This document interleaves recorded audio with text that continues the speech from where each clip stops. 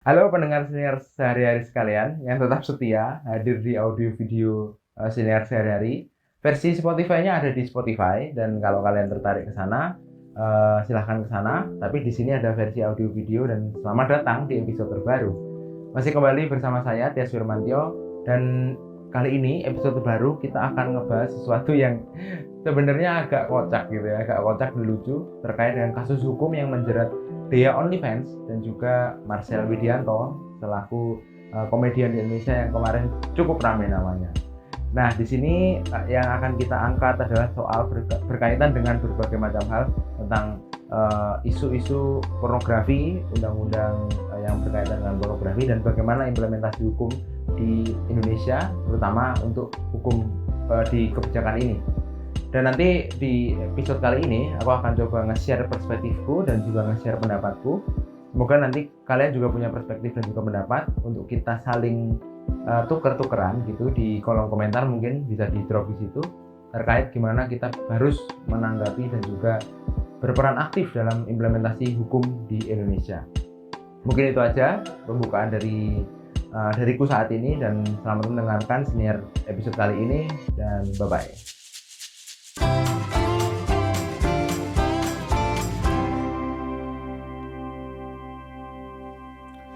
Cek. Selamat datang di Siniar Sehari-hari bersama gua kembali Tias Firmantio di episode terbaru Siniar yang hadir 2 hari sekali di Spotify dan juga versi audio videonya lagi nyusul dikit-dikit pelan-pelan di YouTube channel Tias Firmantio. Seperti biasa, teman-teman, bahwa kita di sini bakal ngomongin banyak hal yang lagi rame dan sering naik atau muncul di media sosial kita pasti hal-hal rame ini gitu ya. Nah, tapi memang nggak semua sih yang bakal gue angkat dan gue bicarain di sini. Gue bakal ngomongin banyak sesuatu yang rame, terutama kalau gue punya point of view atau perspektif soal hal itu. Dengan itu harapannya gue bisa ngasih pandangan baru, ngasih perspektif baru buat lu. Nah, kalau lu punya juga nanti boleh ngomen, tapi komennya selama ini mungkin bisanya di YouTube ya, karena di Spotify belum bisa komen, atau bisa langsung DM gue di sosial media gue, di Instagram bisa, ke Twitter juga boleh, silahkan. Nah, kali ini episode terbaru Siniar Sehari-hari bakalan ngomongin sesuatu yang ini sebenarnya ramenya di awal bulan April 2022 yang kemarin sering mewarnai konten mewarnai beranda YouTube kita, mewarnai trending topik di Twitter mungkin dan juga di Instagram, yaitu soal kasusnya Dea OnlyFans dan juga berlanjut kepada kasusnya Marcel Widianto sebagai seorang komika atau pelawak di Indonesia yang keseret juga akhirnya. Nah, apa sih yang terjadi dengan dua orang ini atau dua sosok ini gitu ya? Buat lo yang belum paham dan belum familiar ya sama dua orang ini, artinya gue mau ceritain kronologinya, tapi sebelum itu gue mau jelasin dua orang ini. Dia OnlyFans, sebelum OnlyFans ya.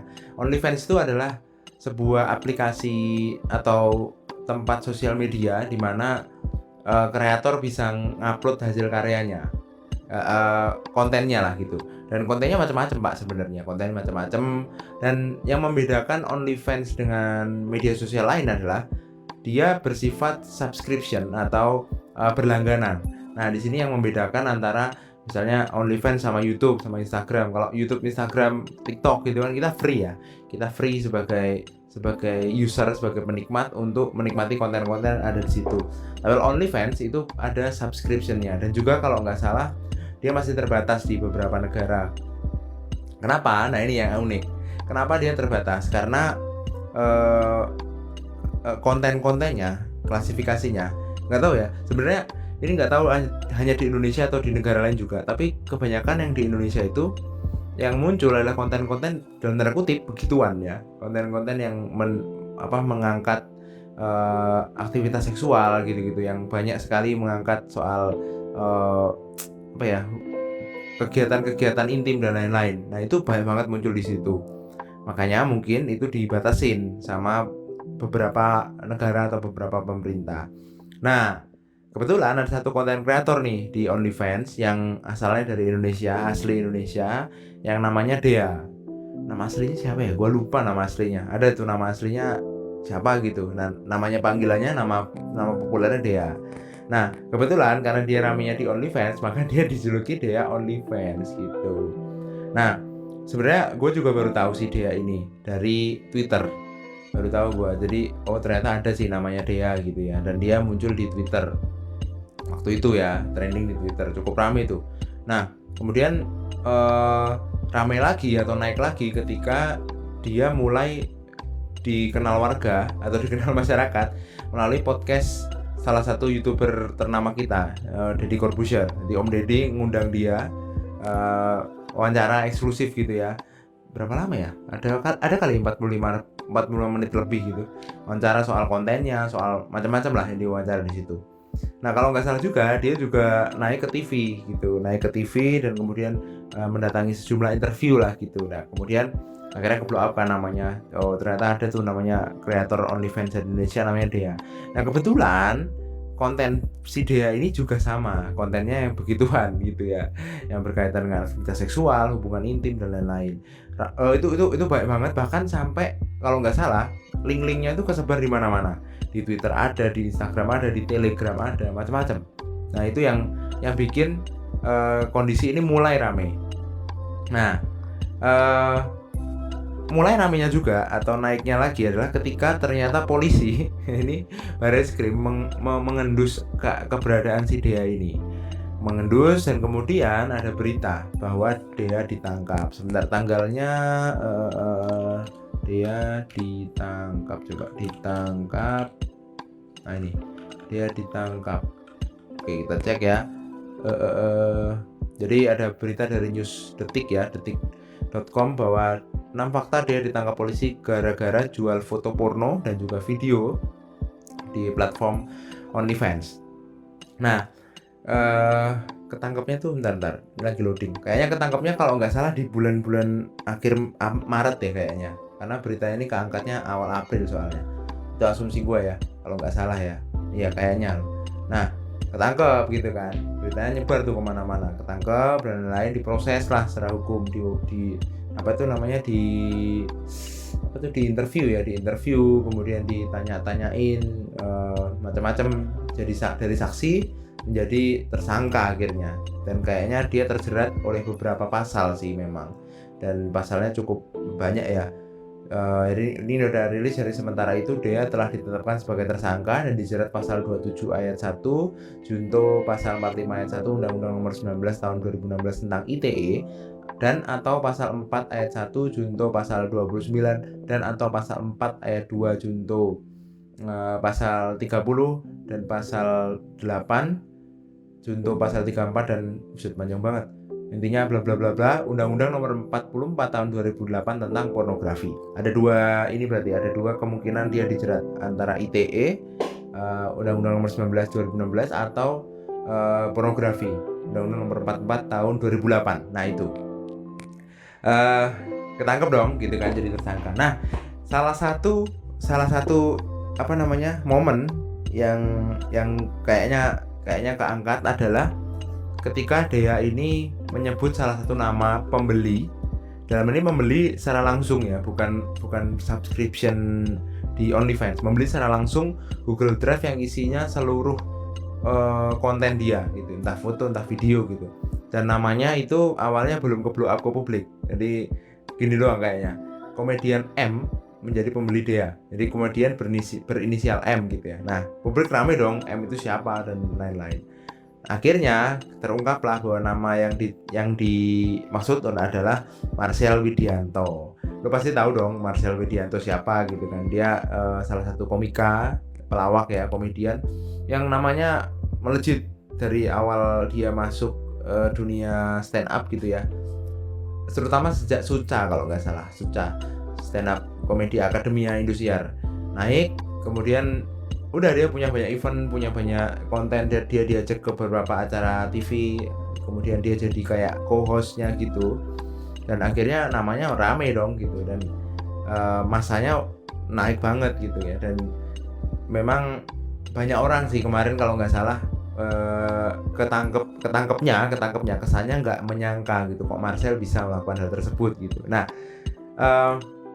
rame, dan gue nggak mau ngebahas soal kaget dan lain-lainnya gitu, atau nggak nyangka Marcel ini kayak gini dan lain-lain. Gue nggak mau ngebahas itu, tapi karena semua orang berpotensi melakukan hal tersebut, dan entah benar atau salahnya itu masih relatif. Tapi yang mau gue bahas di sini adalah justru soal hukumnya, atau soal proses hukum yang berlaku di Indonesia gitu ya. Tapi nanti itu akan kita bahas di belakang. Sebelum gua kesana, tadi kan kronologinya udah gue ceritain tuh. Jadi akhirnya rame karena Marcelnya juga ikut jadi dalam tanda kutip pihak yang dimonitor oleh polisi gitu ya, dan atas kejadian dia OnlyFans ini. Nah, sebelum kita bahas lebih jauh, gue mau membacakan beberapa berita, terutama soal ini, ketika polisi mengusut Marcel terkait pembelian video atau foto dari Dea OnlyFans. Gue ambil beritanya dari CNN Indonesia tanggal 6 April 2022 kemarin. Ini beritanya kayak gini. Kepala Bidang Humas Polda Metro Jaya, Kombes E. Zulpan, mengonfirmasi komedian Marcel Widianto yang diduga membeli konten pornografi Gusti Ayu Dewanti. Nah, ini nama lengkapnya, Gusti Ayu Dewanti atau Dea, atau lebih dikenal dengan Dea OnlyFans. Zulpan mengatakan polisi bakal menggali motif Marcel membeli 76 video milik Dea OnlyFans dalam pemeriksaannya besok 7 April gitu ya. Termasuk menggali apa sih motivasi dia beli itu gitu ya, kata Pak Zulpan. Selain itu, kata Zulpan, penyidik juga akan menggali apakah Marcel turut menyebarkan konten pornografi setelah membelinya secara langsung dari Dea. Tentunya apakah itu untuk pribadi atau apakah dia menyebarkan lagi, memperjualbelikan lagi, itu kan akan diperiksa besok gitu. Nah, jadi setelah itu beritanya berlanjut. Ini ada pengacara Marcel langsung menggait pengacara gitu. Namanya adalah Maci Ahmad, mengatakan bahwa si Marcel ini bakal memenuhi panggilan penyidik Polda Metro Jaya esok paginya. Nah, jadi Marcel berkomitmen untuk datang gitu ya. Sementara lewat unggahan akun Instagramnya, Marcel meminta maaf setelah dirinya disebut sebagai salah satu pembeli konten di OnlyFans. Jadi ini lu masih bisa lihat di Instagramnya Marcel ya. Dia bikin post gitu di mana? Kalau nggak salah di Twitter juga ada, terkait dengan permintaan maaf kepada seluruh kita gitu. Maafkan kenakalanku ya teman-teman. Aku memang nakal tapi nggak mau kriminal. Sebenarnya nggak perlu Sel minta maaf gini, karena kita tahu kok sebenarnya. Maksudnya kita tahu bahwa lu punya niat yang nggak gitu sebenarnya. Gue tahu. Tapi ya ini mungkin caranya Marcel ya, mengungkap ketidakenakannya kepada publik. Berarti oke. Jadi itu tadi polisi usut motif Marcel. Nah, ada berita lagi bahwa polisi sudah ini ketika berita ini muncul, polisi udah melakukan penyidikan. Jadi ini besoknya tanggal 7 Aprilnya. Jadi Marcel udah datang ke kepolisian, dan CNN kembali merilis sebuah berita bahwa ini judulnya gini. Polisi soal Marcel beli video di OnlyFans dan tanda .2 itu tidak dibenarkan. Nah, beritanya ini naik tadi gue bilang 7 April ya, besoknya. Nah, di sini polisi menyebut bahwa tindakan komedian Marcel Widianto yang membeli konten video pornografi dari Gusti Ayu Dewanti atau di OnlyFans adalah hal yang tidak dibenarkan. Kan itu tidak dibenarkan ya, dalam tanda kutip ya, membeli video porno. Ini disampaikan oleh Pak Zulpan lagi. Namun, Zulpan masih enggan membahas soal potensi penetapan Marcel sebagai tersangka. Kata dia, saat ini proses pemeriksaan terhadap Marcel masih berlangsung. Jadi, kesimpulan di hari Kamis itu, Marcel belum ditetapkan sebagai tersangka, berarti masih saksi. Gitu ya. Lanjut, tentunya penyidik dan akan memeriksa dulu kaitan dengan semua keterangan yang diberikan oleh Dea dan beberapa yang sudah diperiksa dan apa yang dilakukan oleh Marcel ini. Zulpan turut menegaskan bahwa status Marcel saat ini masih sebagai saksi. Nah, ini diketahui Marcel diperiksa lantaran berdasarkan keterangan Dia ngomong gitu ya, bahwa iya nih Marcel beli video-video atau konten-konten saya gitu. Yang bersangkutan merupakan sosok yang membeli 76 video miliknya. Sebelumnya Zulpan mengatakan bahwa penyidik bakal mendalami motif komedian membeli 76 video. Selain itu, penyidik juga akan menggali apakah Marcel turut menyebarkannya. Nah, kemudian ini tadi gue udah sampai di depan bahwa dia memang sudah ditetapkan sebagai tersangka dengan pasal-pasal itu. Intinya ada 2 undang-undang ya, undang-undang ITE sama undang-undang pornografi. Tapi Marcel belum gitu ya, Marcel belum, masih saksi. Nah, sampai sekarang kayaknya belum ada update lagi, jadi kita tunggu aja. Tapi yang mau gue bacain selanjutnya adalah semoga lu bisa ngerti juga terkait dengan undang-undang pornografinya sendiri. Jadi dari tadi kan ada undang-undang ITE dan juga pornografi. Sebenarnya mana sih yang dikategoriin bisa melanggar undang-undang ini dan mana perilaku yang bisa dikatakan aman dari jeratan undang-undang ini. Nah, gue ketika nyari memang ada undang-undangnya langsung, tapi kalau gue baca semua kan terlalu buang-buang waktu nih. Jadi gue langsung dari Kompas yang di sini dia mengangkat terkait dengan larangan dalam undang-undang pornografi. Ini diangkat 11 Maret 2022. Apa ini? Ada momen apa ini? 11 Maret kemarin ya. Lupa gue. Kita lewatin aja lah ya. Jadi intinya dia ngerilis berita ini dan isinya soal penjelasan soal undang-undang pornografi. Pornografi semakin berkembang luas di tengah masyarakat mengancam tatanan sosial. Oke, jadi intinya undang-undang ini itu tahun 2008 dibuatnya, disahkannya ya tentang pornografi.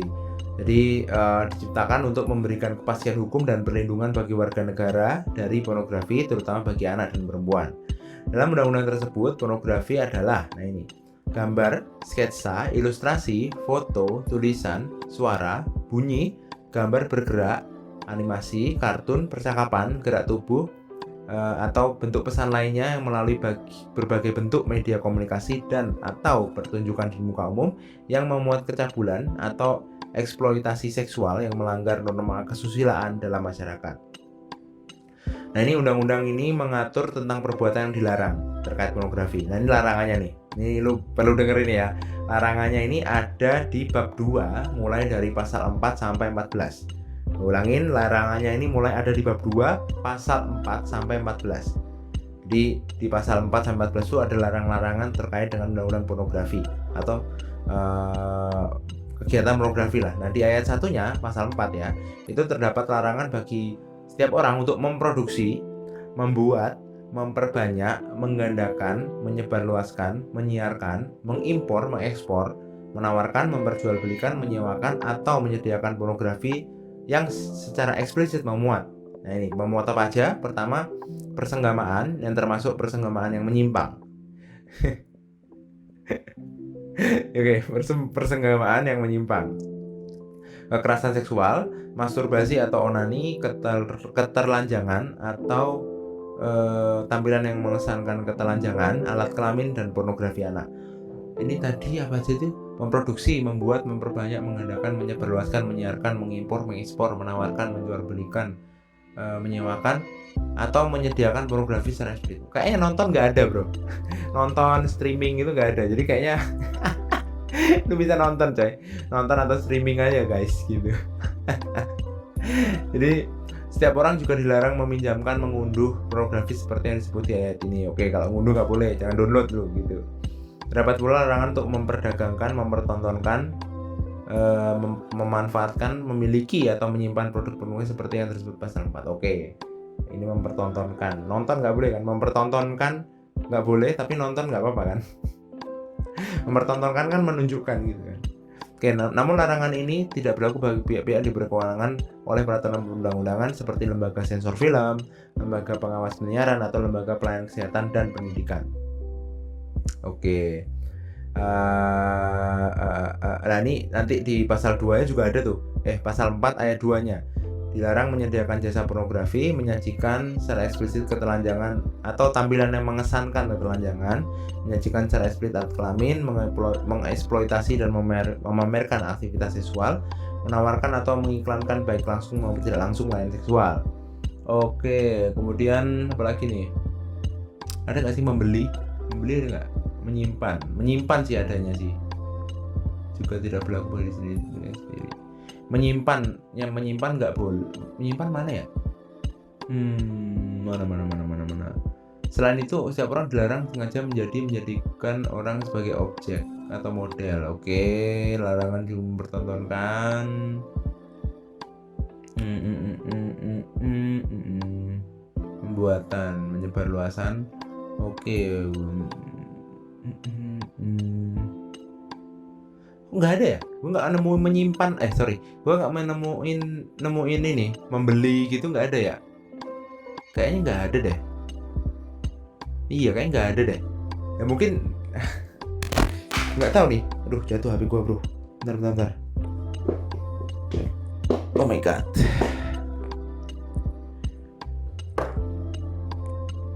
Aduh. Jatuh HP-nya, bro. Oke. Jadi setelah gue cari, kayaknya menyimpan atau membeli deh lebih tepatnya, itu nggak ada. Nggak tahu nih apakah nggak ada atau belum gue ketemuin. Intinya itu undang-undangnya. Jadi kalau secara undang-undang memang dalam hal ini dia sebagai kreator itu bisa dijerat, benar. Undang-undang nomor berapa tadi? Nomor 8 ya. Nomor 44 tahun 2008 bisa tuh dijerat. Tapi kalau Marcelnya nih gua nggak tahu nih, bisa nggak dijerat kalau dia memiliki atau kalau memiliki bisa. Memiliki bisa, terus menyimpan bisa. Kalau membeli ini nggak tahu nih. Membeli itu nggak tahu. Soalnya yang ada itu dilarang meminjamkan atau mengunduh. Oke.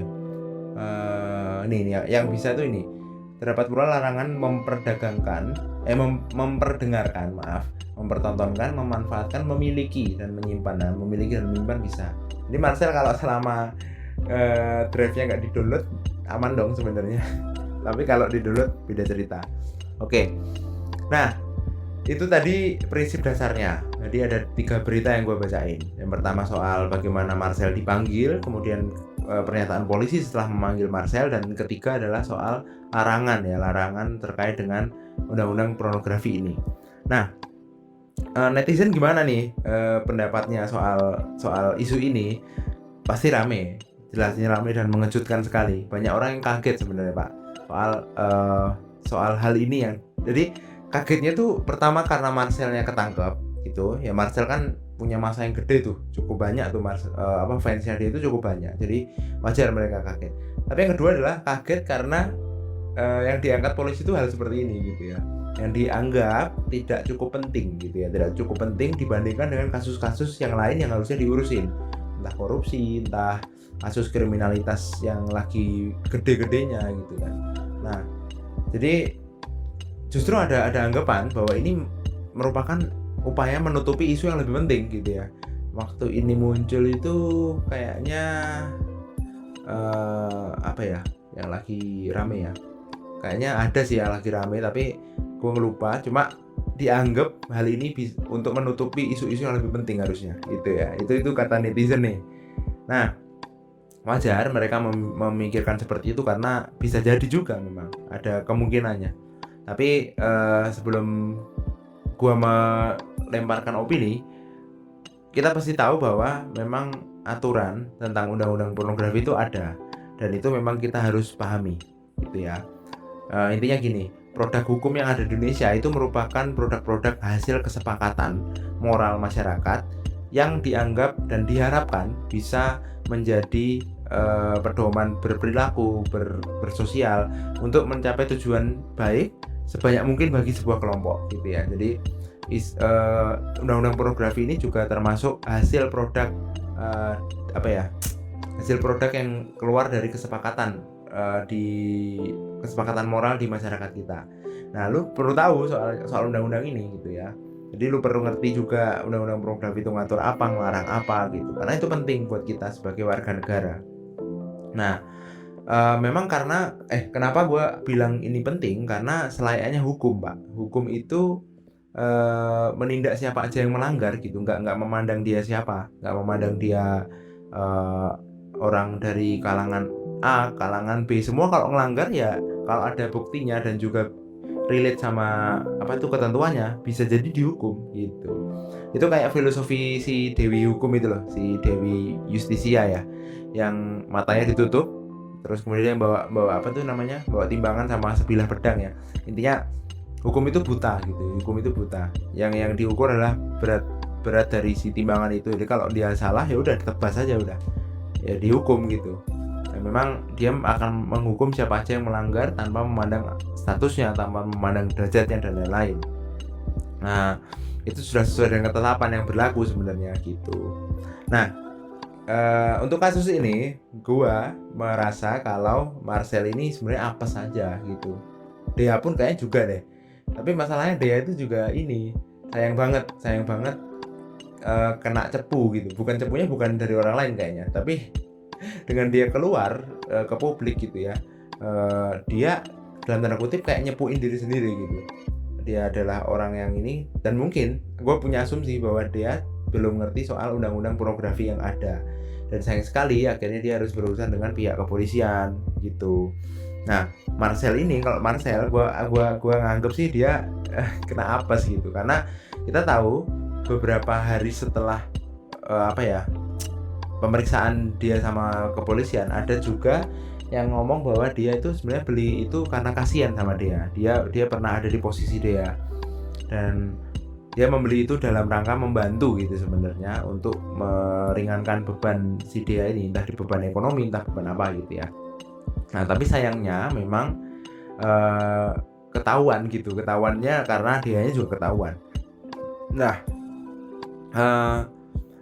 kenapa gue bilang apes, karena sebenarnya siapa namanya yang melakukan hal yang melanggar hukum juga nggak cuma dia doang, nggak cuma Marcel doang, nggak cuma dia doang, tapi juga banyak orang gitu. Cuma sayangnya belum ketangkep aja gitu, dan belum ke detek radar polisi atau ke detek radar penegak hukum gitu deh.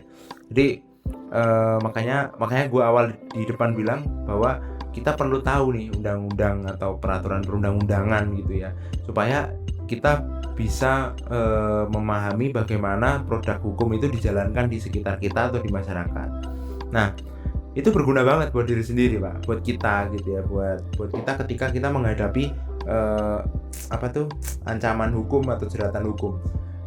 Jangan kayak gini dah, jangankan kayak kasus-kasus yang dialami Marcel sama Dea. Ketika kita ditilang dah gitu, ketika kita ditilang, kita harus tahu kita itu bisa dijerat apa aja, terus kita bisa melakukan apa aja, kemudian apa kewajiban dan juga hak kita sebagai yang terjerat itu tilang kendaraan itu gitu. Kadang-kadang kebanyakan kita nggak tahu gitu, jadi banyak yang main sogok, main apa kepada polisi, dan polisinya nerima aja gitu. Dan itu memang satu hal yang perlu kita kurangin dengan kita mengetahui alur hukum itu. Jadi kita bisa memproteksi diri kita lah, intinya gitu, memproteksi diri kita dari eksploitasi hukum itu sendiri. Karena kembali hukum itu kan buta gitu ya. Hukum itu adalah sebuah prinsip yang tetap butuh manusia buat menjalankannya. Nah, manusia ini yang kita raguin gitu kan. Manusia ini bisa lurus, bisa belok gitu. Nah, kalau kita dapat yang lurus ya syukur, kita bisa diingetin, misalnya kita ketemu penegak hukum yang memang lurus dan hukuman yang kita terima atas pelanggaran yang kita lakuin itu memang setimpal. Tapi kalau yang kita dapat adalah petugas atau penegak hukum yang belok, waduh, bisa jadi kita malah kejebak dan malah merugi lebih banyak gitu daripada hukuman yang harus kita dapatkan. Dan setelah kita tahu proses hukum, kita juga bisa nolong orang lain, Pak. Ya kayak si pengacara itu, sebenarnya dia kan selain mendapatkan keuntungan karena dia punya kompetensi soal hukum, dia juga menolong orang-orang yang buta atau tidak paham hukum, termasuk juga LBH, Lembaga Bantuan Hukum. Dia juga punya peran untuk entah mengedukasi, membantu, memediasi orang-orang yang dalam tanda kutip belum paham betul soal hukum. Nah, makanya penting buat kita, buat lu, buat gua, buat paham soal alur hukum kita gitu, undang-undang apa aja yang bakal dan bisa ada menjerat kita gitu. Kalau lu merasa hidup di lingkungan yang pergaulan cukup bebas misalnya, di situ ada kemungkinan banyak kriminalitas, banyak pengedaran obat-obat terlarang, lu perlu tahu dan perlu hati-hati. Bukan hati-hati doang dalam bentuk pergaulan ya, artinya lu mengatur pergaulanmu, tapi juga perlu hati-hati soal jeratan hukum yang akan bisa terjadi dan bisa kena ke lu gitu. Nah, itu perlu lu tahu itu. Nah, memang yang gue bilang depan, Marcel ini ketika ini kayak apa gitu, dan semoga gue berharap apapun keputusan dari hukum yang berlaku atau hukum yang diterapkan ke Marcel ini, itu bisa bijak dan seproporsional mungkin supaya kalaupun memang Marcel dinyatakan bersalah, hukumannya juga proporsional dan setimpal gitu ya, nggak yang berat-berat banget, intinya pas lah sama dengan prinsip yang ada gitu. Dan semoga ini jadi pelajaran buat kita semua, pasti buat Marcel, buat dia juga jadi pelajaran, tapi buat kita semua supaya kita belajar tuh soal implementasi hukum di Indonesia dan lain-lain gitu. Oke, mungkin itu dulu episode kali ini. Terima kasih udah dengerin. Kita berjumpa di episode berikutnya. Bye bye.